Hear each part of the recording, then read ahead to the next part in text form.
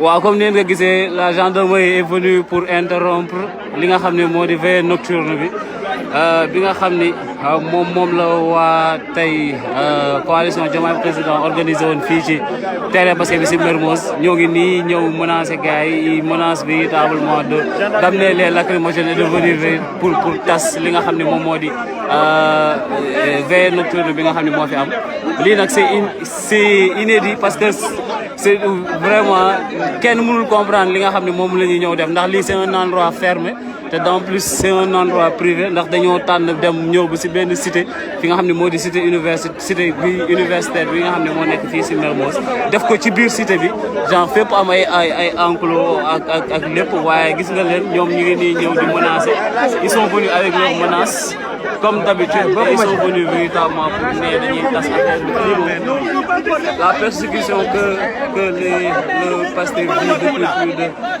depuis sa naissance moom mooy continuer ba léegi te gis naa ne à chaque fois c'est fait avec benn autorité bu xaw a doy waar.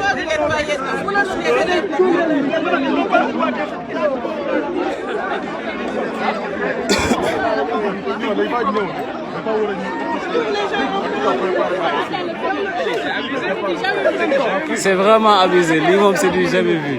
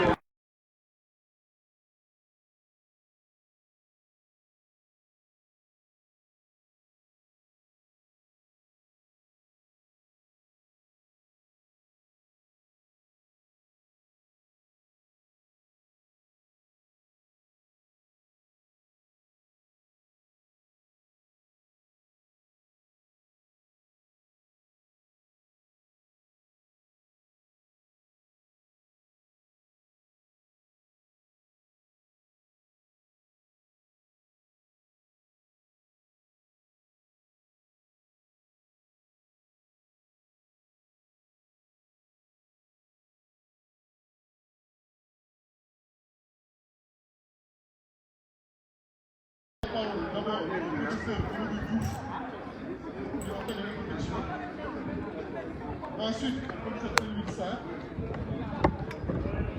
on a nommé M. Babacar Gueye, qui est l'un des contributeurs de l'activité hier à la presse. Et après, on donne la parole à ceux qui en veulent, mais pour un maximum de personnes.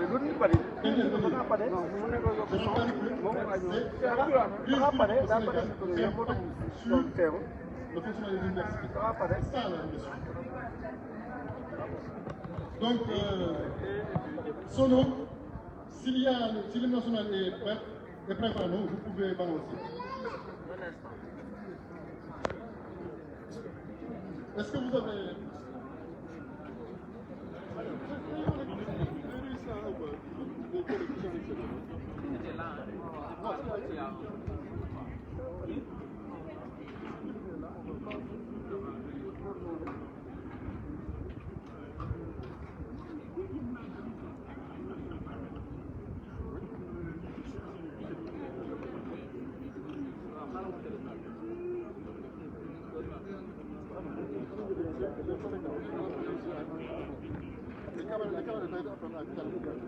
même devant 150 000 policiers, il ne faut pas venir pour dire quand même un officier dans les gendarmeries, revenir avec vous, ça c'est pas possible. Non, vous dites la vérité, Antoine. Ça se fait pas. Il est venu, on a renseigné. Il a dit qu'il va rendre compte. Il est dans son boulot. Pourquoi il a même beaucoup d'expérience.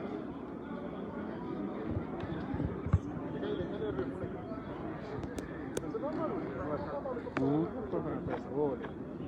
Sang.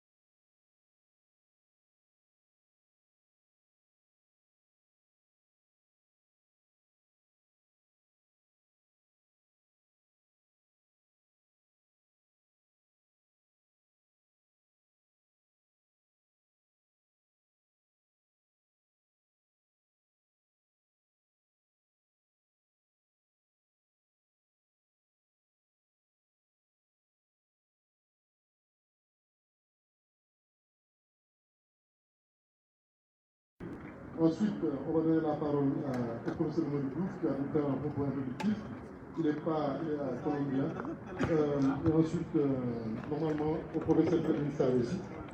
Et après, on donne la parole à qui la veut, mais qu'on essaie d'être bref parce que le temps est déjà court. Si on peut avoir 2-3 minutes maximum, sans intervenant, ça va aller.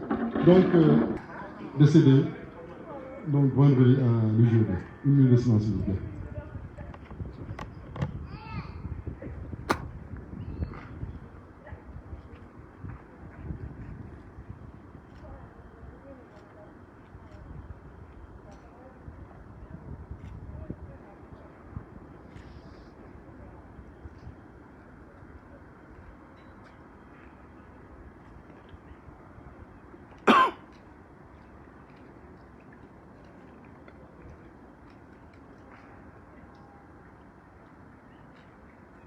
Merci beaucoup. Puisse son âme reposer éternellement en paix auprès du Seigneur des mondes et que son décès violent ne soit pas pour rien. Merci. Technique, s'il y a en ligne le professeur Diouf, on peut lui donner la parole. Issa, it's okay. Professeur Diouf, vous entendez?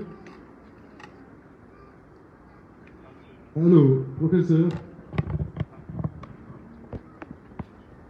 Est-ce que vous nous entendez?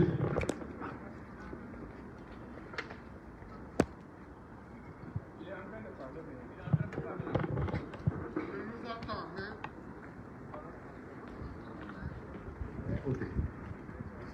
On vous voit, on voit les lèvres bouger, mais on n'entend pas encore. On va essayer de mettre directement le micro sur le haut-parleur du laptop et puis on va s'en contenter en espérant qu'on pourra bien entendre ce que vous allez nous dire, professeur. Mais laissez-nous juste quelques secondes.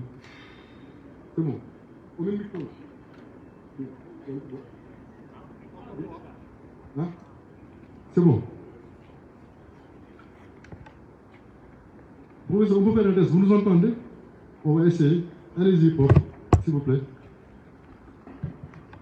Professeur, essayez, on va voir si on vous entend. Juste pour tester d'abord.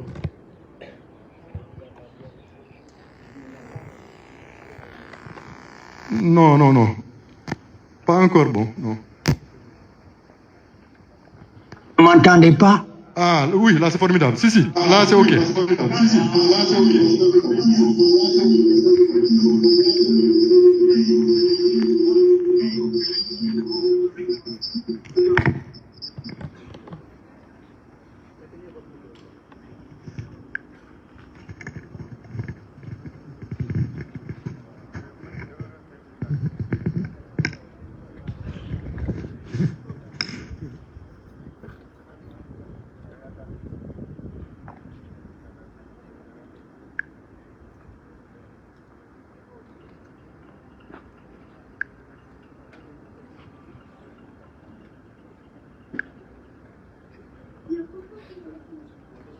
Professeur, vous pouvez prendre la parole, s'il vous plaît. Ok, je peux. Ok. Donc, je voudrais d'abord remercier les collègues qui m'ont donné cette occasion de réfléchir avec eux sur la situation qui prévaut aujourd'hui au Sénégal. Ce que je peux dire, c'est que cette situation est proprement, pour un Sénégalais, une humiliation historique. C'est une humiliation historique parce qu'elle correspond à un moment où le chef de l'État sénégalais, la classe politique qui est avec lui, est en train de piétiner, sont en train de piétiner notre expérience démocratique. Que cette expérience démocratique soit limitée ou non, et parfois montrer des signes très graves de perversion. Cette démocratie, nous avons constamment essayé de la violence, mais le plus souvent dans la concertation. Et je pense que c'est cela qui a permis de créer au Sénégal une culture politique, des attitudes politiques qui ont alimenté ce qu'un de mes collègues anglais, Donald Cruz O'Brien, qui est l'ami de mon ami, qui était l'ami de mon ami Momar Koumba Diop, a appelé l'expérience réussie, la réussite historique du Sénégal, ce qui explique sa stabilité, ce qui a expliqué la capacité des acteurs politiques, bien sûr, à être souvent dans la confrontation, mais avoir eu la possibilité de s'arrêter et de trouver la solution. Et en fait, ce qui le montre qui est assez extraordinaire et qui est la preuve de cette extraordinaire réussite des Sénégalais, c'est la réaction de la communauté internationale démocratique et libérale, qui est en fait un encouragement parce qu'elle atteste effectivement d'une expérience historique particulière, c'est-à-dire de cette lumière dans les ténèbres et la pénombre de l'Afrique. Le Sénégal est devenu une boussole dans les expérimentations démocratiques. Et c'est pour cela que les réactions très positives qui poussent à un retour au calendrier électoral sont effectivement la preuve que les démocrates du monde entier sont attachés à l'expérience démocratique sénégalaise. Et c'est cette expérience que nous avons toujours voulu approfondir. Et nous devons être les gardiens de ce temple dans un environnement où s'accumulent tous les dangers et une violence qui essaie de se faire une place dans l'espace public sénégalais. N'a-t-on pas acheté plus d'armes à feu que de livres? N'a-t-on pas ouvert plus de casernes et recruté plus de policiers que d'enseignants? Par contre, l'université est hermétiquement fermée. Et c'est cette fermeture de l'université est l'une des preuves les plus importantes de l'effondrement de la démocratie sénégalaise. Et cette situation, vu qu'on est dans un environnement d'universitaire, en fait me fait retourner à 3 romans. Et ces romans, c'est une manière de dire, si vous voulez, c'est une manière de dire qu'il faut continuer à penser, il faut continuer à faire des recherches, il faut continuer à instruire, à éduquer, à publier, à échanger et à délibérer. Le premier de ces romans, c'est un roman de Gabriel García Márquez, un romancier colombien, chronique d'une mort annoncée. On peut dire que depuis 3 ou 4 ans, ce à quoi on a assisté, c'est la chronique de l'impossibilité de tenir des élections.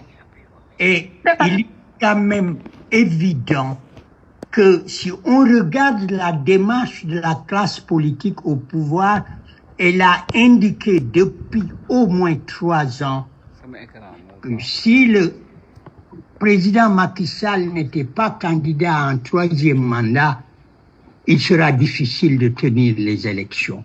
Et je pense qu'ils ont tenu leur pari. Donc la chronique est une chronique aujourd'hui que l'on devrait développer. Le deuxième roman, c'est un roman de Amadou Kourouma, En attendant le vote des bêtes sauvages. C'est la chronique de la construction d'un pouvoir autoritaire, la chronique de la manière de piétiner et d'écraser la pensée, d'arrêter, si vous voulez, l'éducation et de faire de la violence et du recours à la violence, disons, la manière d'intervenir. Et il faut le dire, les universitaires, même si certains d'entre eux ont participé à la consolidation du pouvoir, les universitaires ont toujours payé un prix qui est un prix en fait très lourd à la bataille pour la préservation de la démocratie. Et le dernier, c'est un roman encore de García Márquez, l'automne d'un patriarche, la décadence et la déchéance, la fin à la fois tragique et d'une violence extrême, disons, d'une dictature qui s'effondre. Et pour moi, à laquelle nous sommes est une crise qui est l'expression ultime de la dérive autoritaire du régime qui s'annonce plus ou moins à la fin du premier mandat du président. Et cette crise est rythmée par les emprisonnements, les exils, les réformes institutionnelles, les traitements de faveur de certains corps des États, le culte des infrastructures, la corruption, le népotisme. Aujourd'hui, les universitaires doivent en tirer des leçons et les éviter à l'avenir. Mais la crise aussi signale que les deux alternances du moins, la transparence et les coalitions politiques ne sont pas parvenues à démanteler ce qu'est le système. Et la lutte contre le système semble être aujourd'hui l'enjeu particulier de la bataille. Et c'est pour ça qu'il y a d'une part les tenants du système qui tentent de le préserver et d'autre part ceux qui tentent de démanteler aujourd'hui un système qui repose sur un modèle qui est un modèle à l'agonie. Donc la crise doit être pensée comme une opportunité pour rompre définitivement avec le présidentialisme. Il est indispensable de rouvrir le débat pour proposer un nouveau contrat social et un nouveau régime. Et là aussi, l'université devra payer un très grand rôle en amenant le débat à une situation, si vous voulez, dans un espace qui est un espace plus large. Et là où on le voit le plus, si vous voulez, c'est cette espèce de prison dans laquelle nous sommes aujourd'hui, qui est la prison de l'ensemble des discussions devenant des discussions juridiques.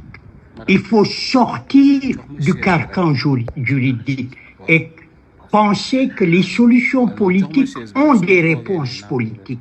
Et le droit n'est qu'un moyen d'organiser la vie sociale. Ça veut dire quoi? Ça veut dire aujourd'hui, l'ensemble des disciplines doivent participer effectivement à ce travail qui est un travail de repenser non seulement le système, mais de travailler aussi sur les imaginaires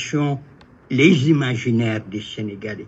Cela invite à des opérations qui sont des opérations de rupture. Cela veut dire quoi? Cela veut dire qu'aujourd'hui, on a au moins une base. Cette base, ce sont les conclusions des assises nationales. Wow. Il va falloir les repenser parce que beaucoup d'années se sont passées. Mais il va falloir aussi les tester. Et les tester avec les populations sénégalaises. Il faut inventer de nouvelles formules éducatives. Il faut inventer de nouvelles formules d'information. Il faut inventer de nouvelles formules d'imagination.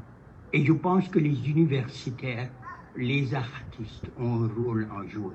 Et ce rôle, c'est effectivement de consacrer leur énergie et leur pensée à essayer de comprendre cette société, à essayer d'en voir, si vous voulez, les structures, les formes qui sont les formes qui lui sont propres pour pouvoir, dans le temps et tout le temps, penser, innover, s'ajuster et s'adapter. Malheureusement, la crise est aussi porteuse de violence. Cette violence qui commence à devenir, depuis quelques années, si vous voulez, une habitude. Il faut aussi rompre avec cette violence. Et rompre avec cette violence, c'est créer effectivement une manière de comprendre le bien commun, une manière de vivre une vie commune, dans la diversité, dans la pluralité et dans la délibération. Donc je remercie encore une fois les collègues pour nous avoir donné cette occasion de pouvoir échanger. Merci.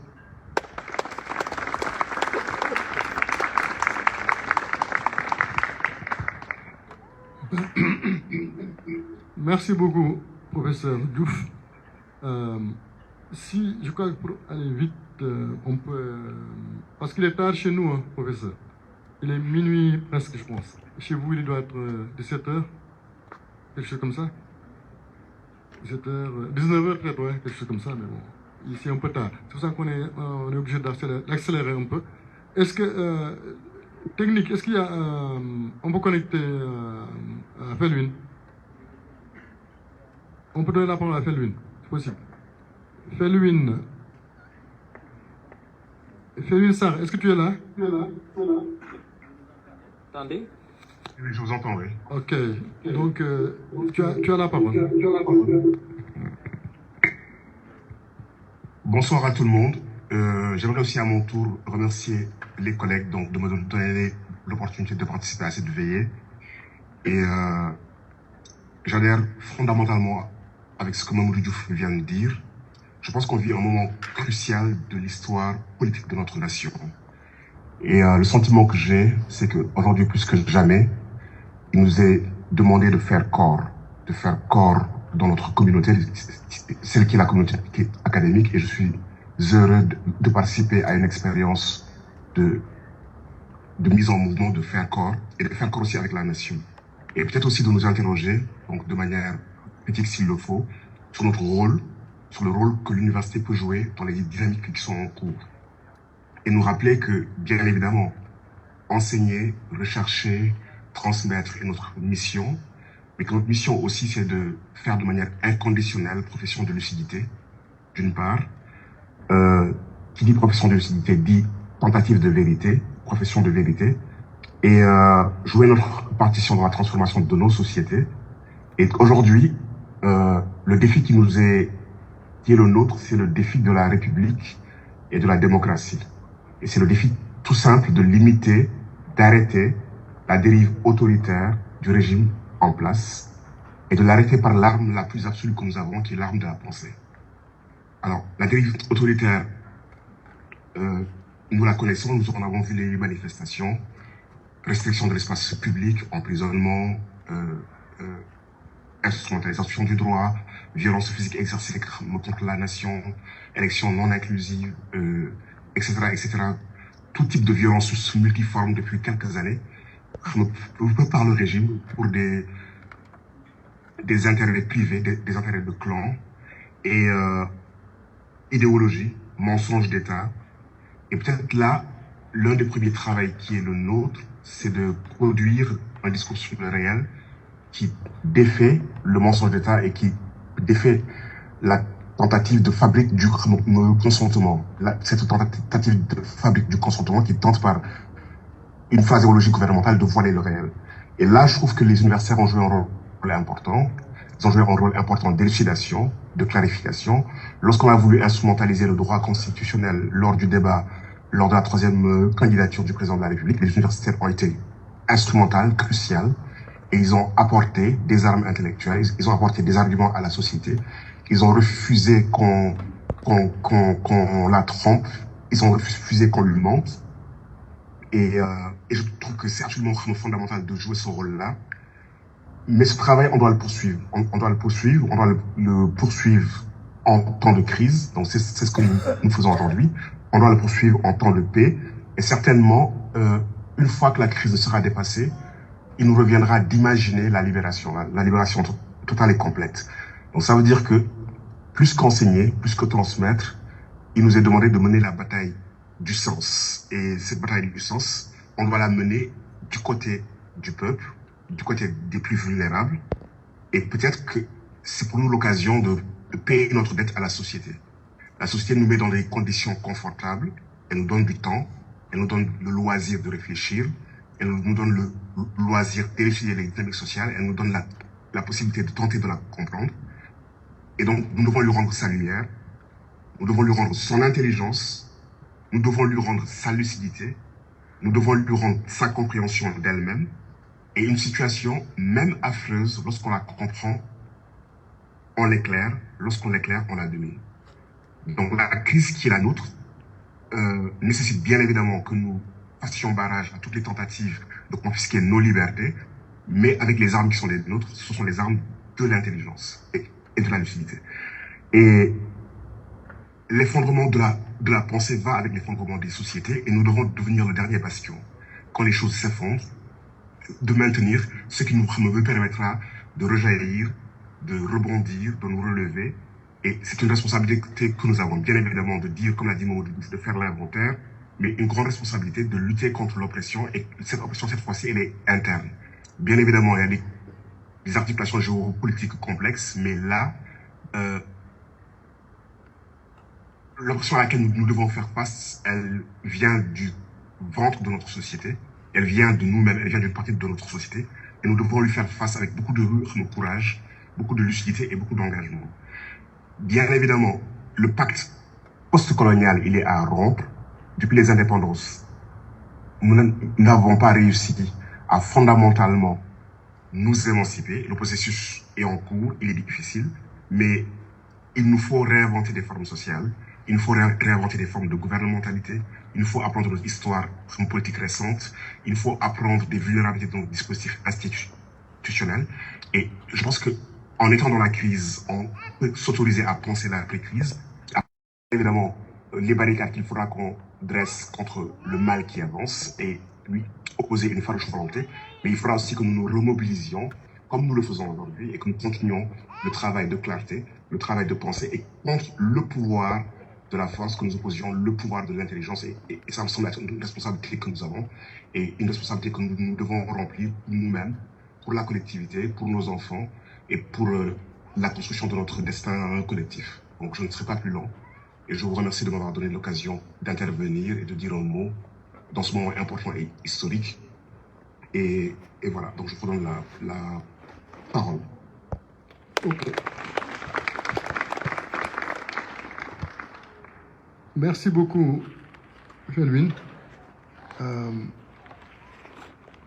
Je crois que maintenant on peut ouvrir une liste. On peut ouvrir une liste d'intervenants et on essaie de se caler pour 2 minutes maximum. Je rappelle que c'est crise politique au Sénégal et impact sur le fonctionnement des universités. C'est ça le thème central aujourd'hui. Voilà. Donc, pardon.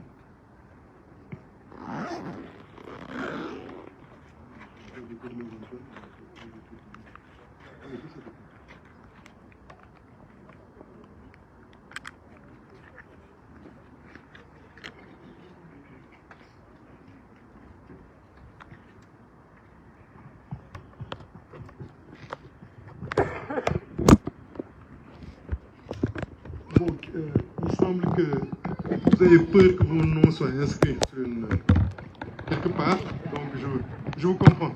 Donc, sous l'anonymat, vous pouvez prendre le micro et parler, hein. On va pas vous filmer.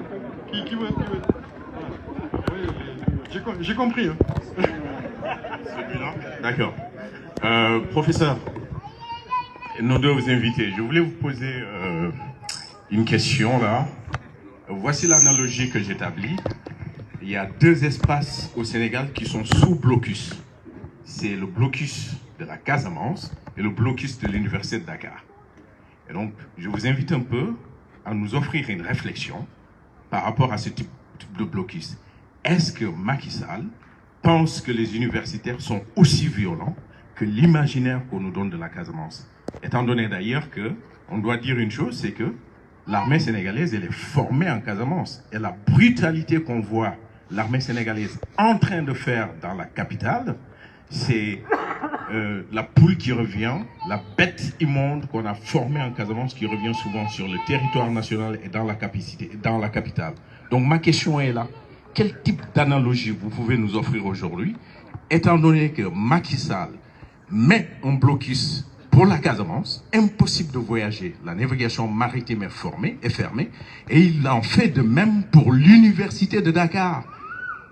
réflexion ça vous fait? Ce type de violence qui voit même au sein des universitaires. Merci. Qui veut d'autre la parole? J'entends. Bon, le micro. Merci, chers collègues. Merci, chers professeurs, pour vos exposés. Je voudrais intervenir sur 3 points rapidement. D'abord, sur les impacts de la crise universitaire, de la crise politique sur l'Université Cheikh Anta Diop de Dakar et les universités publiques du Sénégal. Ensuite, sur la part de responsabilité des personnels de l'université, ce qui me paraît extrêmement important, enseignants comme étudiants et PATS. Et je voudrais commencer d'abord par dire que c'est l'autorité rectorale qui a campé le débat déjà sur les impacts. Parce que dans une interview, il a clairement dit que le calendrier universitaire était dicté par le calendrier politique. Cela voudrait dire qu'il y a une abdication de l'autorité, d'abord, par rapport au respect du calendrier universitaire, par rapport au respect du quantum horaire, qui sont des éléments extrêmement importants pour la validité des diplômes à l'Université Cheikh Anta Diop et dans les universités publiques. Et là, il y a un blocus de l'université aujourd'hui. Je pense qu'il y a une grande part de responsabilité qui nous revient, nous en tant qu'enseignants, parce que nous avons accepté quelque part, en l'absence d'une décision précise du Conseil académique et scientifique, de faire des cours dans des lieux autres que les lieux dédiés à l'Université Cheikh Anta Diop de Dakar. Cela a été une discrimination. Le taux de présence de nos étudiants, tous nous en sommes rendus compte, est un taux qui est extrêmement minime. Donc il y a là une discrimination par rapport à l'équité pédagogique, à l'équité du point de vue didactique dans les apprentissages et les enseignements. Et je termine par la validité des diplômes qu'on va délivrer aujourd'hui. On nous parle de remédiation. Mais lorsqu'on parle de remédiation en réalité, c'est parce qu'on a fini d'enseigner, d'évaluer les enseignements et de voir qu'il y a des problèmes par rapport à ces enseignements-là et on essaie de les remédier. Mais lorsqu'on n'a pas enseigné, ou lorsqu'on a enseigné au minimum, comment peut-on parler de remédiation? Je termine par une réflexion qu'un de mes étudiants m'a faite, que j'encadre. Il est venu, il m'a dit, monsieur, c'est impossible que je rende en 15 jours mon rapport. Je lui ai dit, moi, ce n'est pas de ma responsabilité, je fais mon travail. Et il m'a répondu, c'est mon droit que je puisse finir dans les temps. Je n'avais plus de réponse à lui donner. Et je pense que nous devons prendre notre responsabilité et faire comprendre au président Macky Sall, faire comprendre à l'autorité rectorale que l'université est assise sur la base de liberté académique et scientifique, que les enseignants ont leur mot à dire sur les pratiques pédagogiques, sur le calendrier universitaire et sur le quantum horaire. Et nous savons tous, nous qui sommes là, que ce quantum horaire-là n'a pas été respecté et les 2 années vont se chevaucher. Je vous remercie.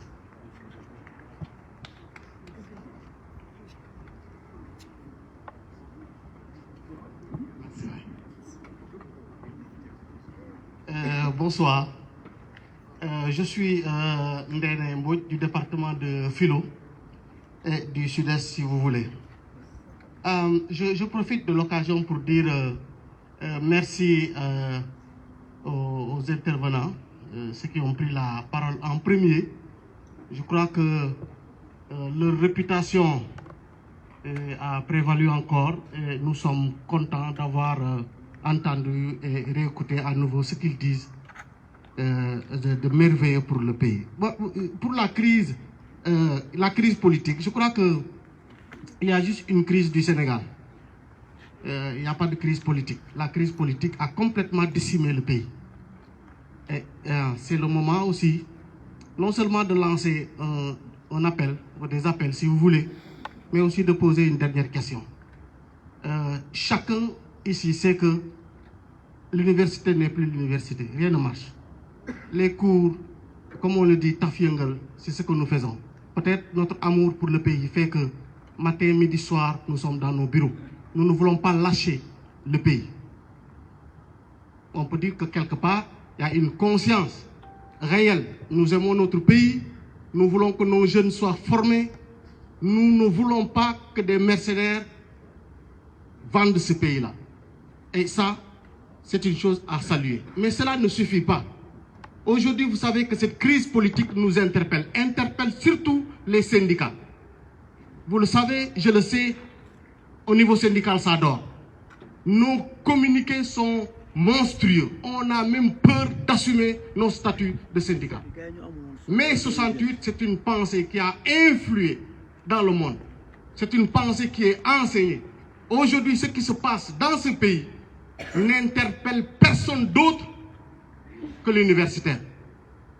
Dans nos propos liminaires, le professeur a dit, quelqu'un a dit, que nous, la société nous a tout donné pour que nous ne soyons que lumière.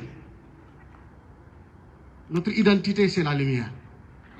Mais je crois que la lumière, là, elle ne doit pas être faite pour nous. C'est une lumière du peuple. Il est temps qu'on assume. Si nous allons dans un pays, nous, universitaires, nous nous organisons et des forces de l'ordre se permettent d'entrer ici et nous poser des questions du genre, qu'est-ce que vous faites ici? Je me suis moi-même regardé en me disant que moi, qu'est-ce que je fais ici? Je suis utile. Me voit-on comme un bandit ou un voyou? Nous devons bouger. Donc je lance un appel à l'intersyndical. Et d'ailleurs, on n'a plus besoin d'intersyndical. Un père, c'est un père. C'est à nous d'agir et nous réunir. Sud-Est, SAESO, tout ça. On dépasse ça. Ma question, c'est ceci. On est en train de massacrer nos étudiants. Ceux qui étaient venus pour rentrer avec des diplômes à la maison retournent morts. Quelles sont les chances que nous avions juridiquement pour porter plainte et engager le combat là? En fin de compte, je dis aux collègues que l'heure a sonné pour le combat des rues.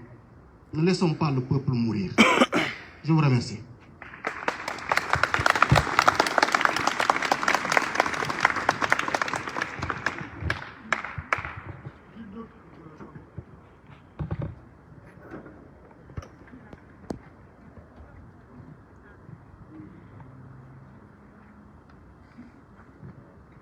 Merci beaucoup. Je m'appelle Sekouna Diatta.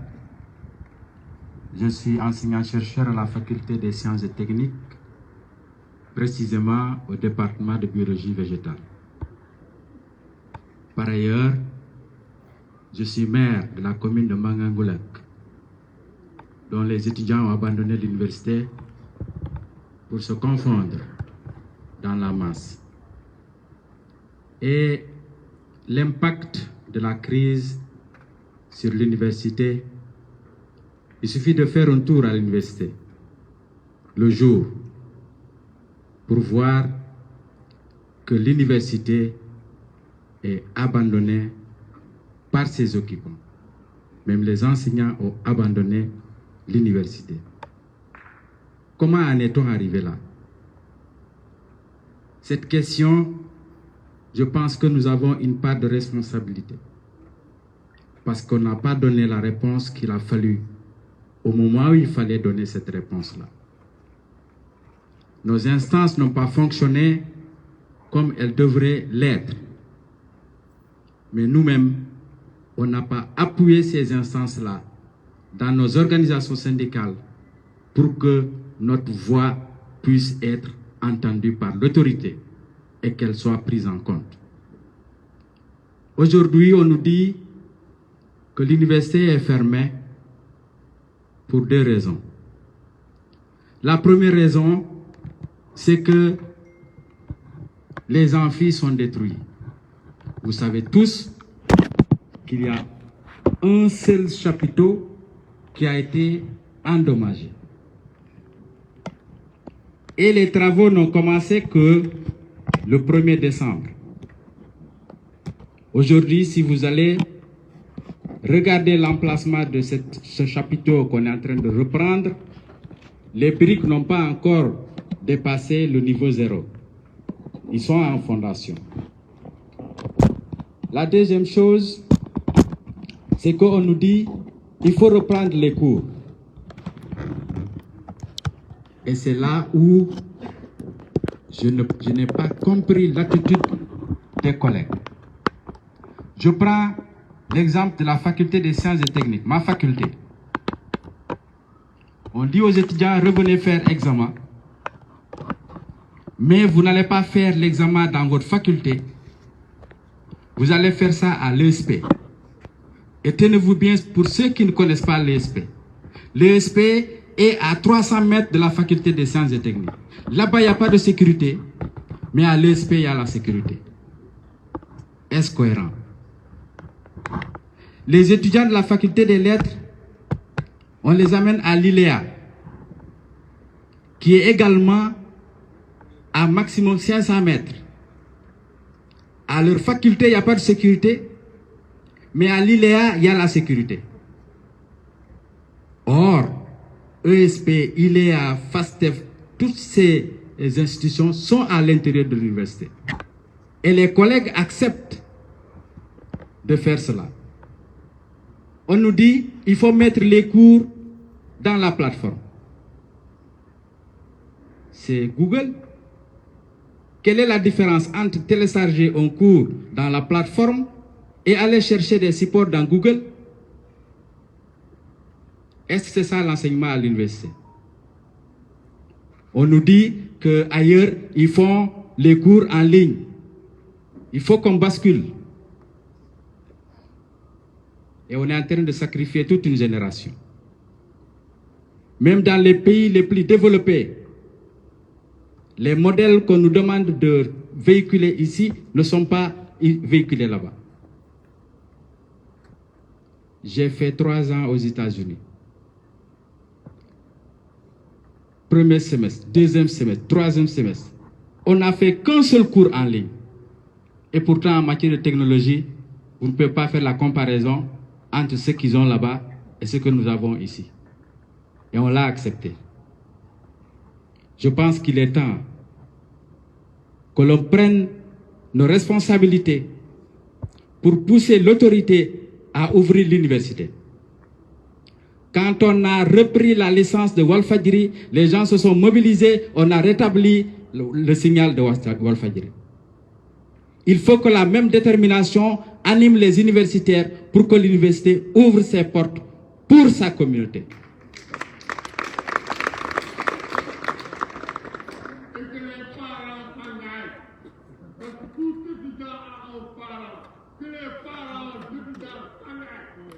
Merci beaucoup. Aujourd'hui, mon collègue a parlé de lumière. La lumière ne jaillit que lorsqu'on met les conditions pour qu'elle puisse jaillir. Quelqu'un a parlé de la Casamance. On blocus. L'université, on blocus.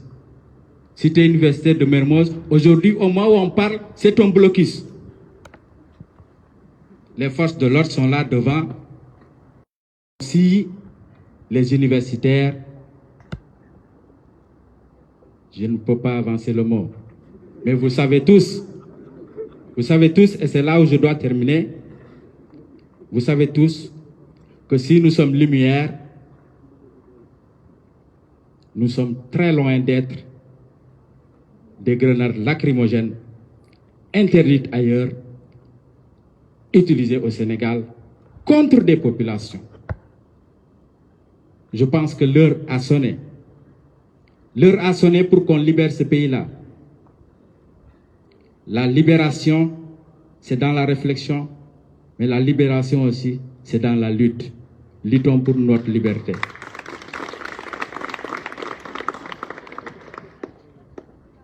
Alors, chers participants, excusez-moi de faire cette petite incursion dans le protocole. Alors, je veux juste préciser une chose. Il ne s'agit pas d'un échange entre ceux qui ont fait l'allocution introductive et effectivement le public. Ça, c'est la première chose. J'inviterai également aussi les participants à limiter leurs propos, être très concis, pour maximum limiter leur intervention en 3 minutes. Et troisième chose, la parole, elle est libre. C'est vrai qu'il y a un thème qui est articulé effectivement à cette cérémonie, mais les gens peuvent effectivement exprimer leur opinion sur la situation nationale en connexion avec l'implication que ça peut avoir sur effectivement le fonctionnement de nos universités.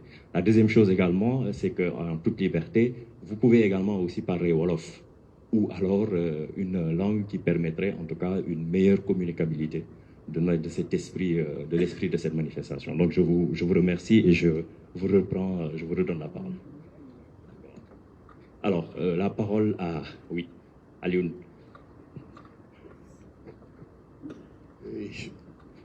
Donc, bonsoir tout le monde. Moi, je voudrais juste intervenir pour parler de la situation universitaire. Je suis Alioune Ndiaye, département de biologie végétale, faculté des sciences et techniques de l'université Cheikh Anta Diop de Dakar. Je suis également membre du conseil académique de l'université Cheikh Anta Diop de Dakar. Donc, pour vous dire que la situation qui est en train de gagner l'université est sauf enseignée. Toute une génération est sacrifiée.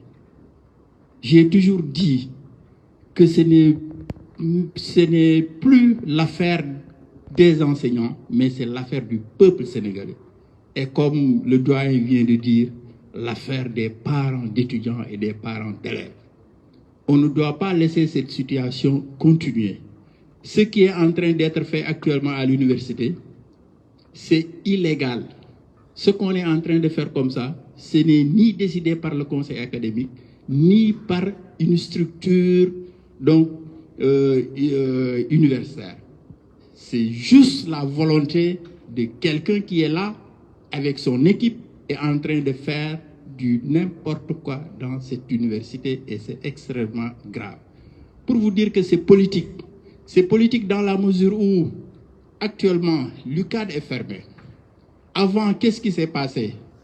Thiès était fermé, Bambey était fermé. Pourquoi? Thiès a été fermé parce que le conseil académique s'est battu pour que Thiès puisse ouvrir ses portes. Mais l'État a dit que les repreneurs n'ont pas été payés, donc les restaurants ne peuvent pas être ouverts, et alors donc Thiès est fermé. C'est à la suite donc d'une bataille que cela a été réglé. Kaolack aussi a été fermé. Et bizarre coïncidence, quand le président Macky Sall a fait sa tournée, quand il est arrivé à Kaolack, le même jour, Kaolack a été ouvert. Bambey, la même chose. Toutes les autres universités fonctionnent maintenant, sauf l'université de Dakar. Et pour vous dire que c'est politique, regardez ce qui s'est passé à Saint-Louis. On a fermé les universités, maintenant on commence à tuer les étudiants. Et le peuple est en train de regarder. C'est extrêmement grave. L'heure a sonné. Il faut que le peuple se lève pour se libérer. Tant que nous ne le faisons pas, la situation va s'empirer et l'université va sombrer. Et quand l'université sombre, le Sénégal sombre. Camarades, ce que nous sommes en train de faire, nous sommes en grande partie complices, nous, en tant qu'enseignants au niveau de l'université. Parce que je ne peux pas comprendre que des enseignants sortent de l'espace universitaire où il y a les franchises universitaires pour aller enseigner juste à 100 mètres. Il y a des choses qui ne s'expliquent pas. Et ce qui est dommage, vous allez à l'université, les formations payantes fonctionnent. Ceux qui payent de l'argent sont en train d'apprendre correctement à l'université. Vous allez à l'ESP, ils sont en train d'apprendre. Au sein même de l'université, les formations payantes fonctionnent parce que leurs parents ont de l'argent. Mais la grande masse populaire sont laissés et laissés en rade. Et c'est triste. C'est vraiment triste. Il faut qu'on se lève. Il faut qu'on se batte. Parce que ce pays-là n'appartient pas à un groupe de personnes. Ça appartient au peuple. Et nous devons nous battre pour libérer ce pays. Je vous remercie.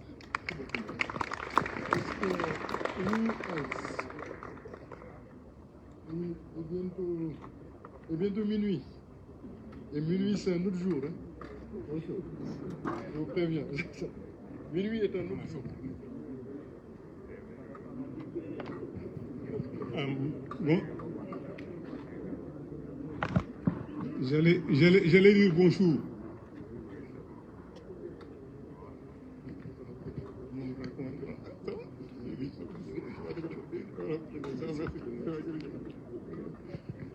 Oui, c'est presque minuit. Je peux dire bonjour. D'accord. J'ai juste 2 illustrations et une interpellation. Alors la première, c'est que l'autre jour, en quittant l'université, pour répondre à un coup de fil, je me suis garé et il y a un monsieur qui m'a approché. Il vendait des articles et il a insisté. J'ai dit c'était bon. Il a insisté pour me dire mais grand jàpp ci rek wax dëgg yàlla étudiant là fi mu nii comme jàng bi demeewul noonu ma xoolaat ko si j'ai encore regardé. Il m'a dit je suis en licence ici à l'université de Dakar. Ah oui? Et il était dans la rue en train de vendre des articles. Et il dit qu'il veut un emploi en attendant que l'enseignement reprenne. Ça, c'est un indicateur des impacts du thème qui nous amène ici. L'autre indicateur, c'est que je descends, je sors de ma maison, d'habitude, le soir, je rentre et je rencontre le vigile devant la maison qui se plaignait. Il avait des altercations avec une voisine par rapport à un parking, qui lui aurait dit, mais là où vous êtes garé, c'est pas une place pour garer. Et la rétorque c'était, vous n'avez rien à me dire, vous n'avez pas à me dire où je dois garer. Et le vigile était un peu frustré. Je lui ai dit, mais qu'est-ce qui se passe? Il m'a dit que la voisine l'a même insulté. Je lui ai dit, non, il ne faut pas prendre ça comme considération. Et il m'a dit, pourtant, les injures qu'il proférait, c'est des injures qui, en fait, montrent que moi-même, je suis plus instruit qu'elle. Ah ouais? Il m'a dit, je suis en master de géographie à l'université Cheikh Anta Diop de Dakar. Le problème, il est grave. Nos étudiants, en fait, sont perdus. Il y a beaucoup d'abandon. Et c'est ça l'impact. Le niveau a beaucoup baissé. Et c'est ça l'impact de crises comme celle-ci. Je crois qu'il nous faut avoir une réflexion intelligente pour anticiper sur ce type de crise-là. Et c'est important. Aujourd'hui, il est de la responsabilité de tout un Sénégalais d'anticiper ces types de crises. On ne peut plus être là à attendre à ce que, comme on dit, le train passe et qu'on suive après. Ce n'est plus possible. Nous, les enseignants et intellectuels, nous devons réfléchir sur à quel niveau il faudra intervenir. Parce qu'on ne peut plus être là qu'on nous amène à Sali, dans des séminaires où on nous prenne en consultance, pour réfléchir sur des problèmes pointus, y compris sur la Constitution, qui est votée après. Mais quand il s'agira d'interpréter, de réfléchir ou de modifier la Constitution, il n'y a aucune consultation des intellectuels, des enseignants. Et là, ça pose problème. Je crois que ce qui existe aujourd'hui, cette Constitution n'est pas pour un président de la République, c'est pour un peuple. Il est du devoir de tout un chacun d'entre nous de préserver cette Constitution-là. Et je crois que les responsabilités doivent être situées. Maintenant, la question que je voudrais poser aux conférenciers, je salue mon ami Felwine et professeur Diouf pour leur brillante présentation, mais la question c'est que quelle stratégie il nous faut pour des anticipations vraiment rationnelles pour éviter ces crises-là. Parce qu'on a l'impression que les politiques prennent des décisions et se fondent sur deux choses. Ils vont parler, après ça va passer. Ou les Sénégalais ne sont pas endurants. Ils vont dérouler et puis bon voilà, c'est tout. Rien ne va se passer. Je crois que la question c'est vraiment la stratégie d'anticipation qu'il nous faut. Et non plus être là à servir de faire valoir et donc agir à temps. Je vous remercie. Il y a ici un parent d'élève qui voudrait qu'on lui donne la parole. Juste une ou deux minutes.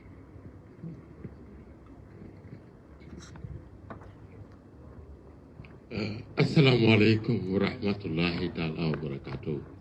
Bonsoir, citoyens sénégalais. Je suis fier de vous, très cher professeur. Je commencerai d'abord par rendre hommage à un professeur qui vient de rendre l'âme, qu'on appelle Poulain Ntunji, un grand philosophe. Moi, je suis sociologue de formation. Je suis sociologue à l'université Gaston Berger de Saint-Louis. Donc, étant élève déjà, par rapport à la problématique de la philosophie africaine, je connaissais Poulain Ntunji.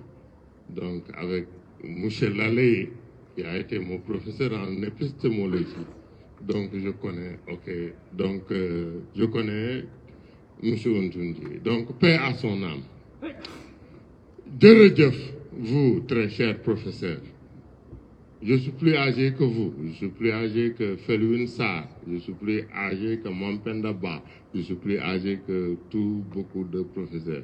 J'ai mes enfants qui sont étudiants, qui viennent d'être orientés à l'UGB. Ils ont eu leur baccalauréat avec mention. Ils sont orientés à l'UGB, mais ils ne peuvent pas étudier. Et j'ai eu honte quand on m'a demandé de venir faire leur inscription pédagogique. J'ai dit que mais je fais l'inscription pédagogique de mes enfants alors que les étudiants de Dakar n'ont pas cette possibilité.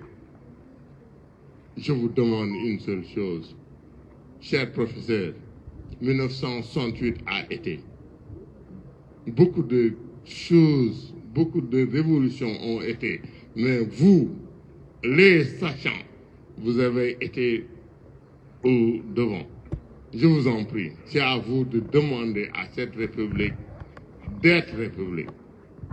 Nous, parents, étudiants, nous avons notre devoir. J'ai été étudiant, mais maintenant je suis un parent d'étudiant. Nous devons vous accompagner. C'est à vous de nous montrer la lutte et que nous montrons aux autres, les autres qui ne cherchent que leurs intérêts. Parce que quelqu'un l'a dit tantôt, à l'université de Dakar, il y a des étudiants qui font cours parce qu'ils payent. À d'autres universités, au-delà de Dakar, au Canada, aux États-Unis, il y a nos fils sénégalais qui sont là-bas, qui étudient parce que leurs parents ont la possibilité de payer. Nous, peuple sénégalais, sommes un peuple. Je vous renvoie au mot de Zola, du pain, de l'étude, Bien des choses à vous.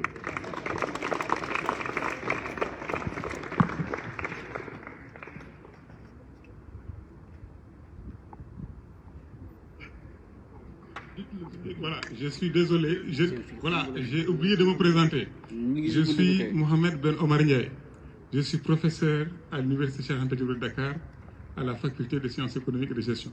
Et je suis le directeur de l'Institut de politique publique de l'Université Cheikh Anta Diop de Dakar et même membre du conseil académique. Merci beaucoup. C'est pas vous qui vouliez être candidat. Voilà.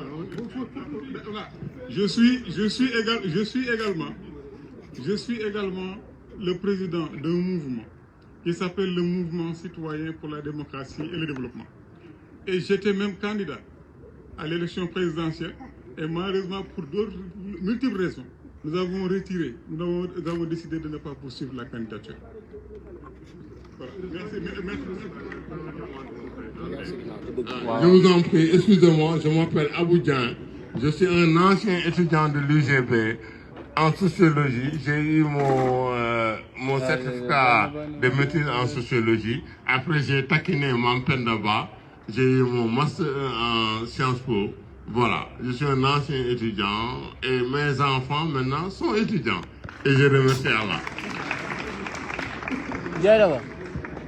Est-ce qu'il y a quelqu'un d'autre? Vous devez venir jusque-là. Je ne vais pas venir là-bas. Quelle dame?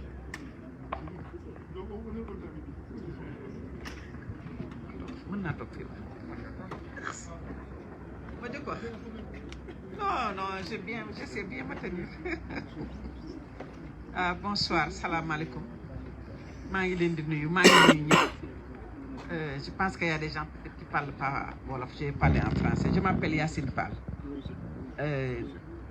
je pense que li ñu fi wax ce qui se passe à l'université, c'est-à-dire que le matin je suis au pouvoir, je fais ce que je veux, li ñu xew li ñu dundee lii Sénégal tey loolu mooy résultante bi mooy li continuer yëpp am fi. Man de université bi jàng naa fi mais dama fi dem il y a quelques jours quelques semaines dem département odontologie, mais j'étais choquée gis comme c'était vide, kenn newu fa, amul étudiant amul jàngalekat. mais nag lii bésum gémmiñ la borom a koy fajal. lii foo ko wax ci àddina rek mu teg loxoom ci gémmiñam ni université bi dañ ko tëj te ñu bare ci Sénégal sax xamuñu ko, wala boog ñu bare gisuñu urgence u xeex lii. mais nag tey dafa nekk loolu yëpp am, mooy li xew Sénégal tey. bu teyee nga def nit ñi bàyyi, su ëllëgee nga def nit ñi bàyyi, ba tey li fi xew ñu bëgg nag imposer nit ñi dictat. loolu nag université espace de refus la, espace su xam-xam la, espace su jàngalekat la, espace su échange la, mais université espace su xeex la, ndax man jàng naa fi. kon jàpp naa ni toog fii tey nit ñi dañuy waxtaan sottante xalaat wax li war reexu xew ci dëkk bi, ñu ñëw ni dañ leen di gaase bu ngeen génnulee. Sénégal fi ñu toll tey war nañu seetaat suñu bopp, war nañu seetaat suñu bopp bu baax a baax a baax, ndax lii fi am yépp ñun ñoo ko nangu, ñun ñoo ko nangu, ñun sénégalais. dafa jot nag muy jàngalekat muy parent muy étudiant ñu taxaw ni dëkk bi dañ koy nanguwaat, ndax suñu ay doom mën a jàng, ku am ak ku amul. man maa ngi juddoo Waalo, maa ngi màgge Pikine, jàng école primaire, mësuma jàng beneen école bu école publique. kon doy na waar tey ñu toog université bi ñu tëj ko, mu am dégg naa 3 générations xale presque yoo xam ni jànguñu. kon loolu dafa nekk loo xam ni dañ ko war a ful Sénégalais yëpp dégg ko, ñu bare xamuñu lii. te loolu nag responsabilité syndicat la, responsabilité jàngalekat la, responsabilité parent d'élève, responsabilité sama responsabilité la, suñu responsabilité ñun ñëpp. ndax lii rek waroon na tax ñu punir ñi jëte réew mi, lii rek. maa ngi leen di gërëm, jërëjëf.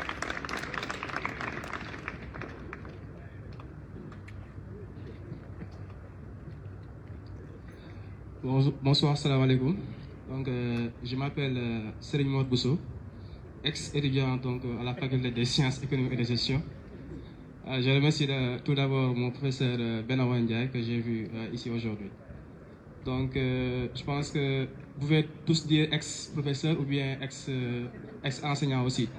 Parce que ce qu'il y a lieu aussi de constater est que nous, étudiants, nous faisons semblant d'étudier, les enseignants aussi font semblant aussi d'enseigner, et l'État aussi fait semblant aussi de pouvoir réguler aussi l'enseignement supérieur. Et le thème aujourd'hui dit l'impact donc de la crise politique sur l'éducation supérieure. On pouvait aussi dire l'impact de la crise économique, de la crise politique sur le secteur donc de la communication qui a vu donc la fermeture de Walfadjri. On pouvait aussi dire l'impact de la crise politique sur le domaine de la santé. Donc on a un seul problème, c'est la crise politique. Maintenant, pourquoi pas ne pas fédérer les forces afin que les enseignants puissent travailler ensemble avec les étudiants, avec le secteur de la presse, avec aussi tous les secteurs pour qu'ensemble on puisse véritablement donc éradiquer ce mal qui est en train donc de gangréner notre pays, c'est-à-dire les acteurs politiques. Donc je pense que si on fait ça, on pourra véritablement régler nos problèmes. Et c'est une occasion aussi pour faire un cri de cœur. C'est-à-dire que nous, étudiants, ou bien nous, la jeunesse, on n'est pas là pour être tués. Parce que ce qui est en train donc de se passer à l'université Gaston Berger n'est pas du tout quelque chose qu'on doit cautionner. Parce que depuis très longtemps, on est en train donc de tuer les étudiants. Alors que nous, la jeunesse, nous sommes l'avenir de ce pays. Donc pour ne pas trop nous exposer, il faudra qu'on nous protège. Et c'est le rôle donc de tous les parents, c'est le rôle aussi des enseignants, c'est le rôle aussi de l'État du Sénégal de pouvoir donc nous aider à réussir dans notre pays, parce que nous aimons notre pays, le Sénégal, et pouvoir donc réussir à construire quelque chose dans notre pays, il faudra qu'on nous mette dans des conditions idoines pour travailler, dans des conditions idoines aussi pour réussir. Donc c'est ça que je voulais dire. Halte, nous ne sommes pas donc des jeunes qu'on doit tuer, nous sommes des jeunes qu'on doit encadrer. Non à la violence, non à la mort des étudiants. Merci beaucoup.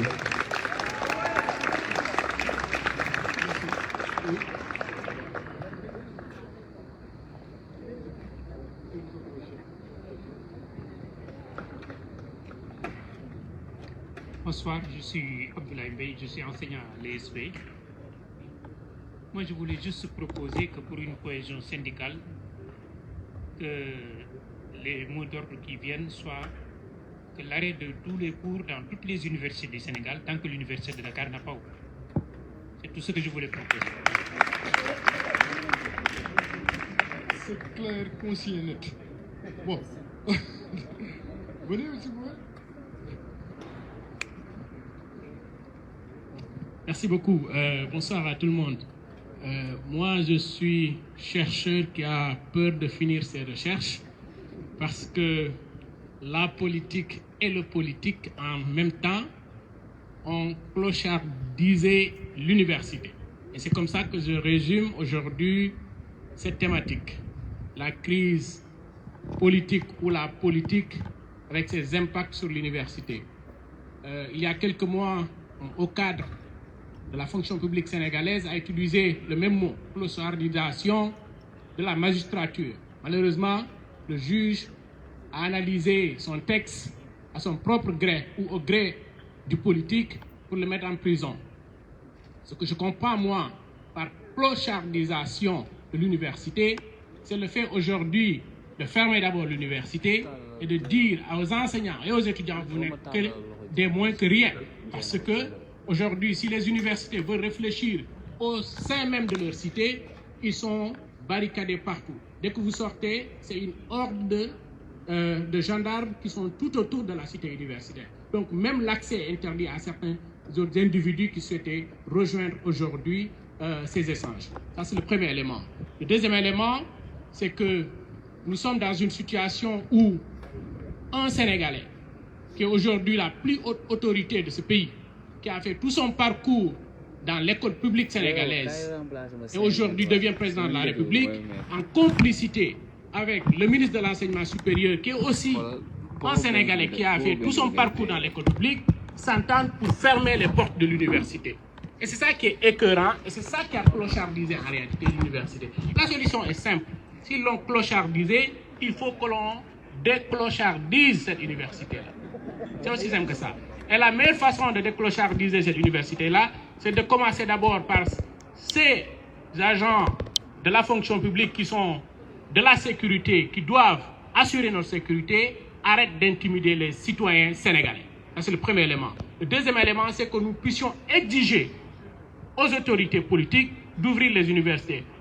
Ces 2 années universitaires qui se chevauchent, des étudiants qui ne parviennent toujours pas à s'inscrire pour faire la première année à l'université. Donc finalement, où va-t-on? C'est pourquoi vous retrouverez ces étudiants aujourd'hui devenir des marchands ambulants. C'est pourquoi aujourd'hui eux-mêmes se permettent d'accuser ces étudiants-là de terroristes ou bien de forces obscures dans ce pays-là. Donc je crois qu'il est important que nous tous, citoyens sénégalais, que ce soit universitaires ou pas, que nous prenions les responsabilités de tous pour que nous puissions dire stop à ceci pour que l'université puisse reprendre. Si vous vous souvenez, c'est dans les mêmes contextes en 2011 que l'université a été fermée jusqu'en avril et sur la base de négociations que le régime a pu obtenir des enseignants à la reprise des cours. Mais ils en sont conscients. Ils ont fait leur cours ici à l'université Cheikh Anta Diop de Dakar. Tous les deux, que ce soit le ministre de l'Enseignement supérieur, que ce soit le président de la République, qui est la première autorité de ce pays. Je crois que c'est à ce niveau-là qu'il faut encore insister que tant que l'université ne rouvre pas ses portes, quelqu'un l'a dit tout à l'heure, je crois que tous les autres secteurs doivent s'arrêter, doivent arrêter de fonctionner. Je vous remercie. Je suis Demba Seydi, je suis en même temps chercheur, je suis le coordonnateur d'une ONG qui s'appelle Publier ce que vous payez, qui travaille sur les questions de transparence et de redevabilité en Afrique francophone. Merci. La police, quoi. Ouais, c'est clair. Il faut que je donne le nom de tous ceux qui sont intervenus. Bon, voilà. Oui, allez. Mais oui, je dois rendre compte à la police. Je vais donner les noms. Et il y a quelqu'un encore.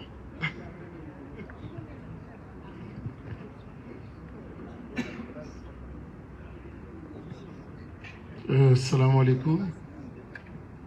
Donc, je suis Moustapha Guirassi de la coalition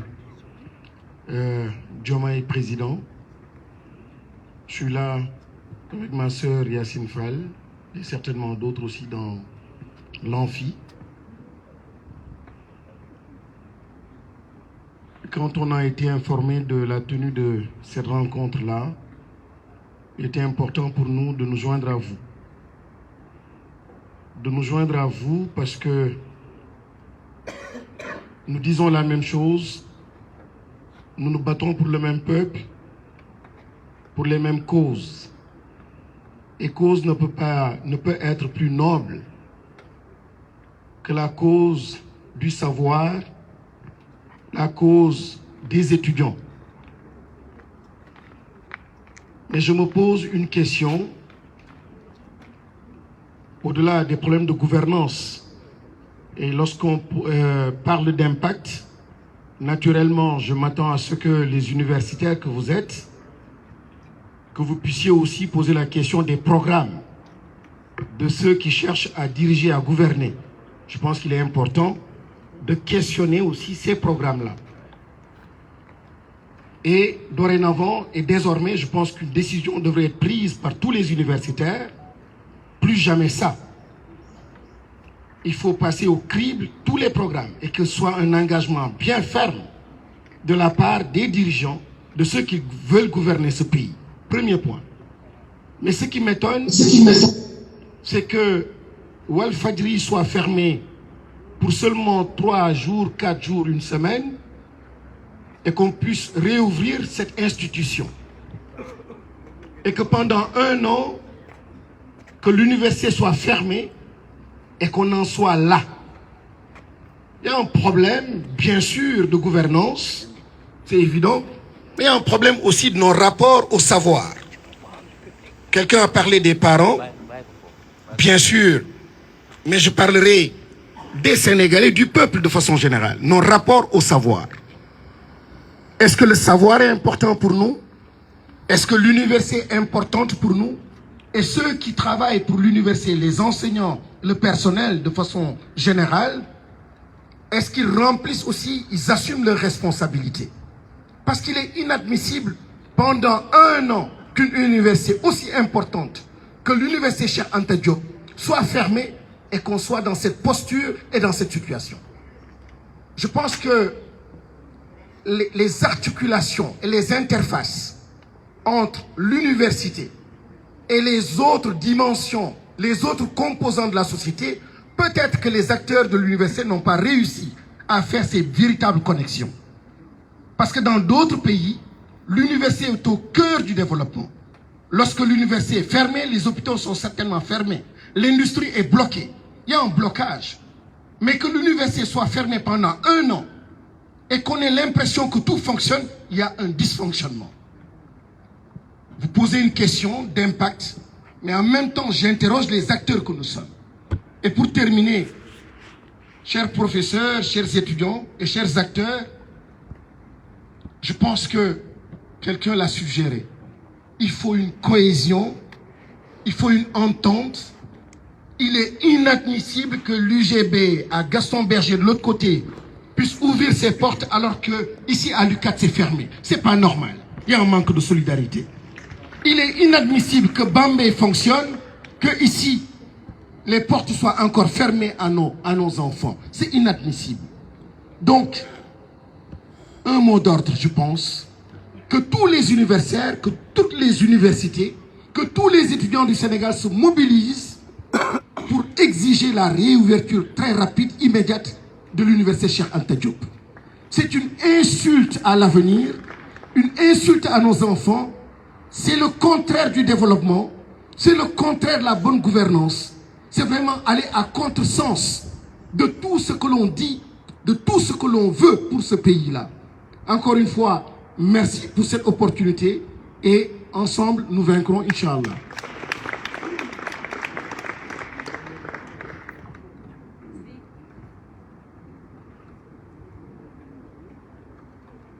Salam alaikum. nuyu naa leen maa ngi tudd Jamila Ibrahima Diallo di leen remercier bu baax ci initiative bi parce qu'il était temps.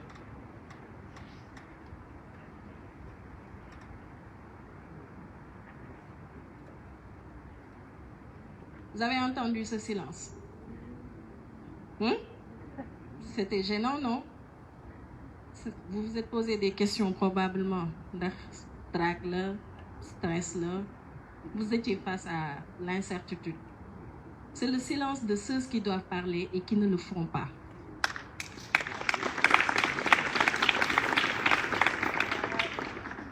Cette incertitude, je pense que ba ma quitté en fille yàggul 2018 la génn Université Gaston Berger de Saint-Louis. Incertitude bi ma dund bu gën a metti sama àddina mooy en 2012 am sama bac war a dem jàngi université année électorale am ma toog octobre ba avril doog a commencé cours toog sama kër mënuma dara parce que ba ma juddoo ba tey jàng rek laa xam léttuma tooguma xaw ma nu ñuy maquiller nit xaw ma dara toog jàkkaarloo ak ay nit yoo xamante ne xaw ma amaluma leen benn njariñ war a jàngiwuma foofu la tey étudiants yi toll. Les universités sont fermées. Pire encore dañuy fekk léegi ba ci biir université yi di massacrer nos jeunes frères, di martyriser nos sœurs. S'il vous plaît duñu leen wax dara parce que xam nañ sacrifice bi ngeen di def tous les jours, mais de grâce trouvez une solution pour nos jeunes frères, pour nos sœurs, parce que soxla nañ ko présentement. Merci. Oui, je m'appelle Jamila Ibrahim Diallo, je suis diplômée au chômage. J'ai un master 2 en droit de l'Université Gaston Berger de Saint-Louis et je suis au chômage. Merci. Vous pouvez prendre son CV. Non, attendez, il y a des collègues, attendez. Il y a des camarades qui sont en ligne aussi. Et il y en a en l'occurrence le professeur Souleymane Gomis. Issa, vous pouvez donner la parole à Souleymane Gomis, qui a levé la main, je crois. Vous voyez ça? C'est possible. Activez le micro, s'il vous plaît.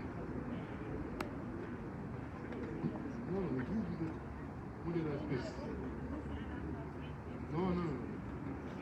Si, dans ce cas,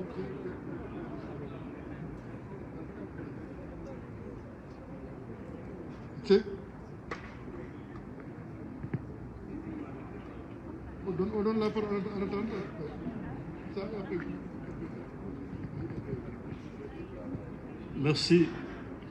Merci, cher Hélène. Je posais la question à mon voisin tout à l'heure, Aziz, qui m'a fait l'amabilité de m'inviter sur quels étaient les objectifs recherchés par cette première rencontre. Alors moi, nous avions fait quelques réunions avec Aziz et tout, et hier nuit, je me suis demandé en quoi je puis être utile à ce débrief-là.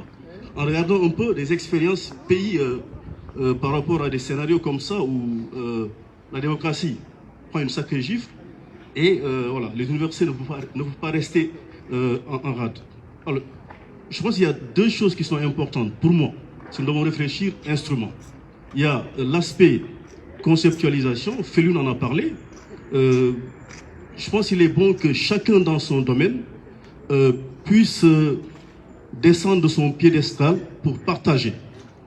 Et je pense que le fait de communiquer seulement en français ne nous permettra pas d'atteindre nos cibles. Je m'explique. Je pense qu'il est bon que nous sachions que nous sommes une minorité, nous autres qui sommes allés à l'école. Si dans nos disciplines, chacun dans sa discipline communique par rapport à ce que nous vivons là, il est bon qu'il y ait un traducteur qui permette que la communication se fasse en Wolof. Là, ça devient beaucoup plus facile de toucher les cibles. Le deuxième mode, je pense, c'est le mode opératoire.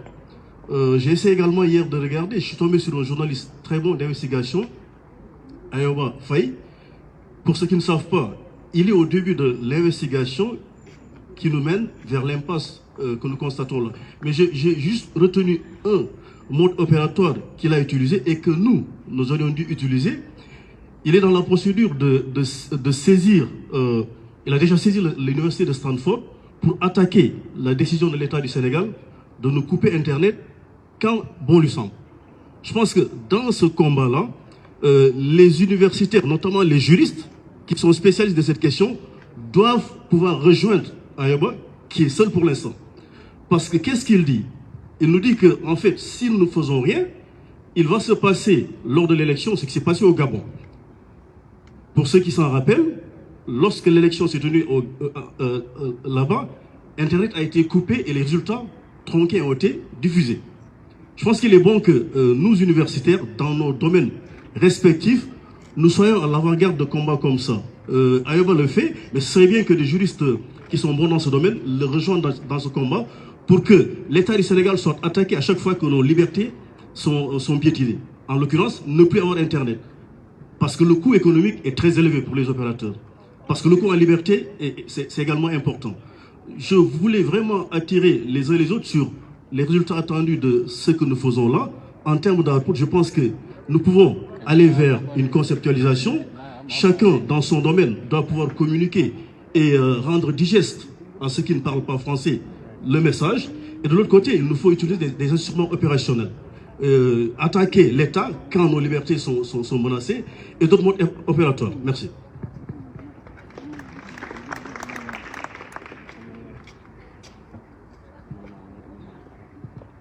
Bonsoir à tous et à toutes. Moi, c'est Seydi, je suis doctorant à l'Université Cheikh Anta Diop de Dakar, au département de philo. Je suis étudiant depuis lors, tous les discours étaient axés sur les étudiants. Je pense qu'il est temps que nous-mêmes nous prenions la parole et parler à notre propre compte. Je sais que mon discours ne va pas trop vous plaire, cher professeur, parce que c'est choquant. Vous ne pouvez pas appeler les gens à venir veiller ici, du début jusqu'à la fin. Aucune proposition, aucune solution concrète n'a été proposée. Tout le monde tourne autour du pot. Le premier intervenant avait posé une question concernant la Casamance et Dakar. Aucune réponse n'a été donnée. M. Mbouch a invité les gens à prendre leurs responsabilités, à assumer. Rien n'a été fait jusqu'à présent. La question que je me pose, allons-nous continuer comme ça, à tourner autour du pot sans poser des propositions concrètes? Les gens font semblant de parler, de proposer des solutions, mais il n'en est absolument rien. Personne n'assume son discours. Alors moi, je tiens à vous dire ceci. Si c'est comme ça que vous pensez que les choses vont changer, il vaut mieux d'arrêter. La révolution s'accepte et s'assume. Une révolution comme des étudiants de la licence, ça ne marche pas comme ça. Et en parlant de cela, je veux ajouter ceci. Oui, vous dites que nous sommes... les étudiants sont sacrifiés. Effectivement, nous sommes sacrifiés. Mais en même temps, vous nous sacrifiez aussi. Comment? Vous savez nettement que les cours n'ont même pas eu lieu. Il n'y a pas cours. Vous précipitez les choses en prenant votre responsabilité. 2 semaines de cours, vous voulez organiser les examens. Et vous voulez en même temps que les étudiants réussissent. Vous nous appelez pour vous soutenir dans le combat, à révolter, mais en même temps vous organisez des examens. À quand nous allons apprendre et à quand nous allons vous aider aussi. Et pourtant nous sommes là à veiller avec vous. Et le lendemain, c'est vous-même qui allez organiser des examens. Vous voulez qu'on fasse quoi? Essayez de vous revoir et essayez de prendre votre responsabilité, même pour parler si c'est un problème. Tu vois des professeurs qui éloignent les policiers de l'autre côté, de gauche à droite. Même pour être tranquille, c'est tout un problème. Mais soyez à l'aise, c'est vous qui avez convoqué les gens. Soyez à l'aise et assumez votre discours. Moi, c'est ça que j'ai à vous dire. C'est ça, et puis il vaut mieux qu'on arrête. Merci beaucoup. Écoutez, non. On va pas... Non. On va pas... C'est normal, c'est un... Ici, c'est la liberté d'expression. C'est un étudiant. C'est normal qu'il ait ce genre de discours. Il n'y a aucun problème. On l'accepte. Cela dit, je vais commencer par la fin, parce que quand même, on ne va pas vous laisser dire des choses qui ne sont pas correctes non plus. Vous pouvez donner votre point de vue, mais on doit vous dire qu'on n'est pas là pour vous aider. C'est vous qui êtes étudiant. Attention. Nous, on est enseignants-chercheurs. On est dans nos bureaux, on fait nos recherches. On aurait pu laisser croiser les bras. Tranquillement. C'est nous. Il ne faut pas inverser les choses. C'est nous qui vous aidons. C'est vous-même. On peut faire les mêmes reproches. Pourquoi vous n'êtes pas organisé? Mais pour vous révolter, justement. Vous attendez que les profs vous disent allez vous révolter. Ça, c'est responsable, vous croyez? Nous, on ne le faisait pas. Hein? Ça, c'est pas responsable du tout. Quand vous dites qu'il y a des profs qui font des examens alors que les comptes ne pas, mais ça, c'est le problème de ces professeurs-là. Donc on peut pas, il faut régler ce problème de façon individuelle. Vous-même ne devez pas accepter de faire un examen, d'être évalué sur ce que je vous n'avez pas appris, c'est tout. C'est aussi simple. Donc ne venez pas ici quand même nous donner ce genre de leçons et ce genre de critiques. Quoi. Moi je veux que vous interveniez, mais quand même soyez cohérents. Quand vous dites qu'il n'y a pas de proposition, c'est que vous n'avez pas bien écouté, vous n'étiez pas là. Le dernier qui vient, qui a parlé avant vous déjà, a donné déjà une proposition concrète concernant Internet. Avant ça, il y a un collègue qui allait plus loin pour dire que de façon claire qu'on arrête justement partout d'enseigner dans toutes les universités tant que Dakar ne sera pas encore ouvert. Ce n'est pas une proposition concrète ça. Non, pour vous. C'est incroyable. C'est que les étudiants, vous demandez tout le temps la lune sans vous bouger, quoi. Je suis désolé. Voilà. Moi, je sais de quoi je parle. Je suis l'ancien secrétaire général national du SAES et vous n'avez pas à m'apprendre à me battre, quoi. Arrêtez ça, quoi. Bon, allez. Il y a quelqu'un qui veut dire la parole.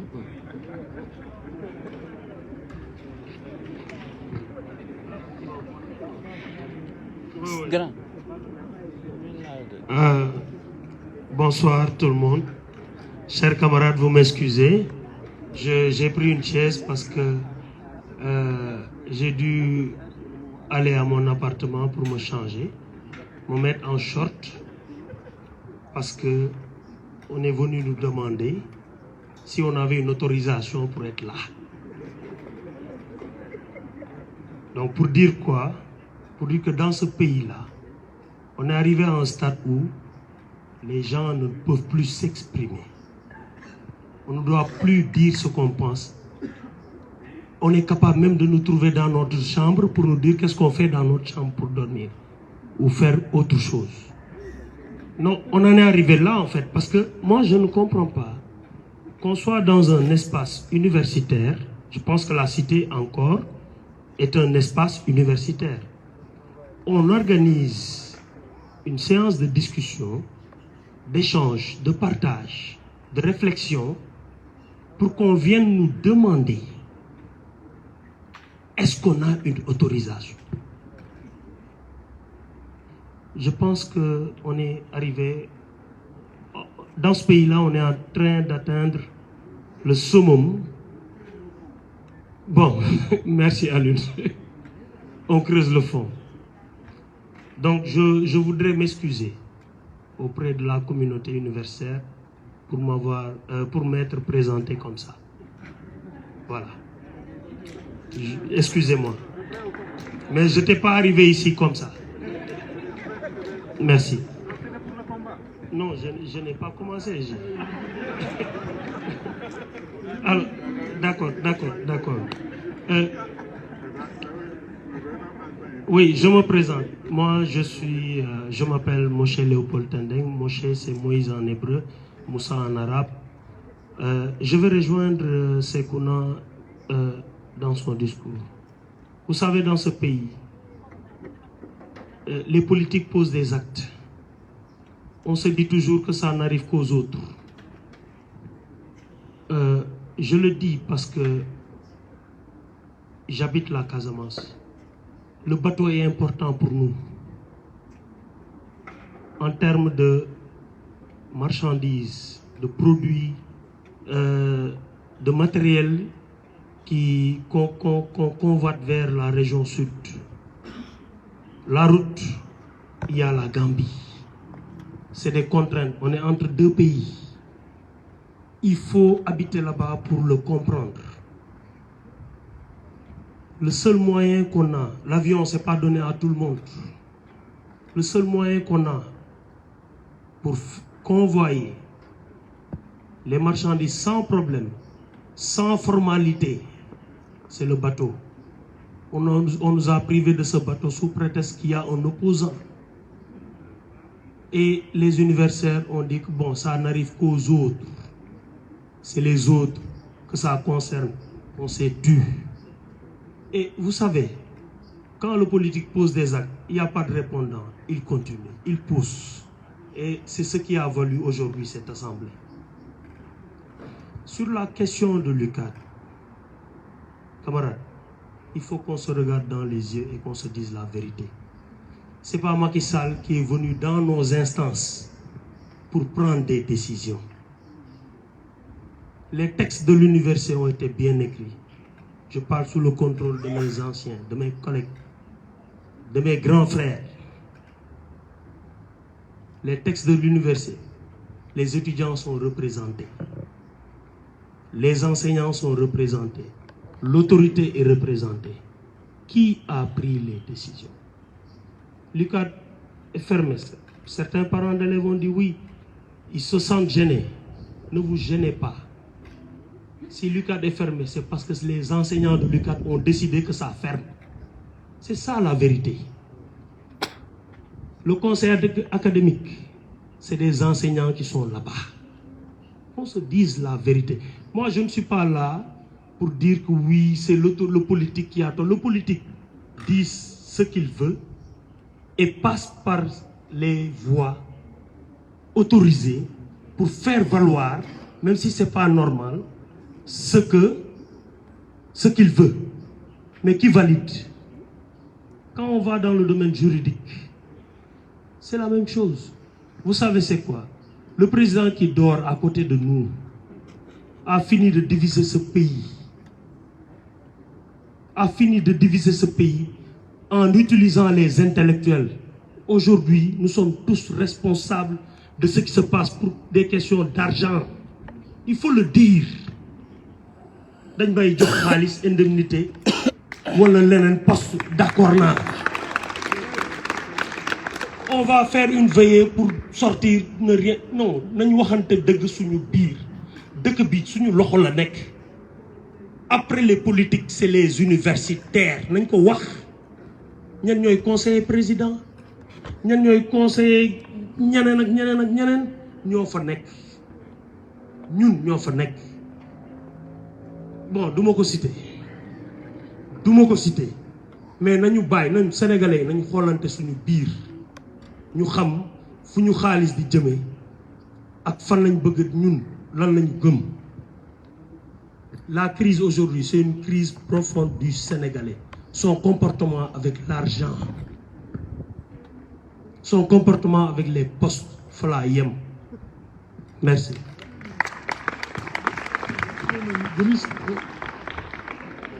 Gomis est en ligne. Issa, technique, Suleiman Gomis, on peut activer son micro? On peut... Gomis, tu nous entends? Gomis. Bon, on va donner la parole à ma co-modératrice. Ou bien, non, à mon co-modérateur.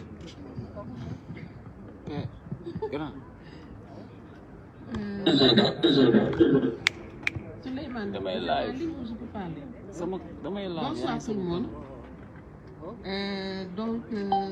Nous remercions tous ceux qui ont pu faire le déplacement. Et je m'en vais. Là, je vous dis que j'ai deux casquettes. La casquette de la représentante de la COFULEF, la Convergence des femmes universitaires pour le leadership féminin, et l'autre casquette en tant que membre simple de cette assemblée. Donc, je vais intervenir en premier lieu en tant que membre simple pour dire de façon très ramassée que nous avons, c'est vrai que nous avons deux niveaux de problématiques au niveau de cette question-là. Le premier niveau, le niveau national. On a pu croire, il me semble, que depuis la première alternance, qu'il faudrait des alternances pour que l'on s'installe dans la démocratie. Et dans les organisations de société civile, chaque fois, on remarquait que ce n'était pas ça qu'il nous fallait.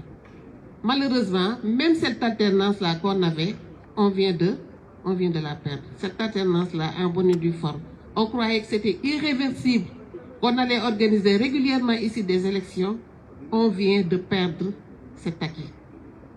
Et entre deux alternances, on se disait toujours qu'il faut laisser le gars travailler. Pas de contrôle citoyen. Personne ne parle. Les universitaires, je suis désolée, nous sommes tous dans notre coin en nous disant que nous sommes parmi les nantis. Nous ne sommes pas parmi les nantis. Et l'expérience d'aujourd'hui nous a montré que nous sommes aussi vulnérables que les autres. Au contraire, la frange de la population la plus impactée par cette crise, c'est justement les universitaires et l'université de façon générale. C'est pénible pour nous de subir cette délocalisation. C'est pénible pour nous de voir nos étudiants dans la misère. Donc, maintenant, le niveau universitaire, rapidement, je m'en vais vous dire comment les institutions universitaires sont actuellement prises en otage. Avec cette nouvelle réforme qui ne dit pas son nom, qui finit d'assujettir les universités, on a perdu l'autonomie. C'est bien fait pour nous, hein? La crise là, elle est dure, mais je me dis qu'on la mérite. C'est bien fait pour nous. Combien d'années on a alerté pour dire attention camarades, on perd chaque jour de notre autonomie. Alors que c'est le même principe de décentralisation que pour les territoires. La décentralisation est une technique d'aménagement du pouvoir qui est fondée sur la création d'une personne morale de droit public autonome par rapport à l'État. Mais cette autonomie-là, c'est comme si on ne la méritait pas. Qui est-ce qui peut aller oser aller à bande facile, leur dire que vous ne lisez pas votre mère? Personne n'aura jamais le courage de le dire. Nous, est-ce que nous lit nos recteurs? Au-delà de cela, ce conseil académique, quel est l'impact que nous avons par rapport à ce conseil-là? La preuve, il y a des camarades qui sont passés, qui ont déjà parlé au sujet de ce conseil-là, et qui manifestement ont montré leur incapacité à faire bouger les lignes. Donc, à quelque chose, malheur est bon. Je crois qu'aujourd'hui, il est important qu'on repense l'université, que plus jamais qu'on ait tout ce qu'on a subi jusqu'ici.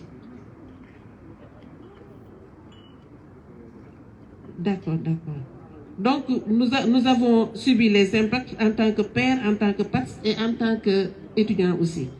Maintenant, rapidement, pour la deuxième casquette, je m'en vais vous résumer un tout petit peu le communiqué de la convergence des femmes universitaires pour le leadership, la COFULEF. Donc,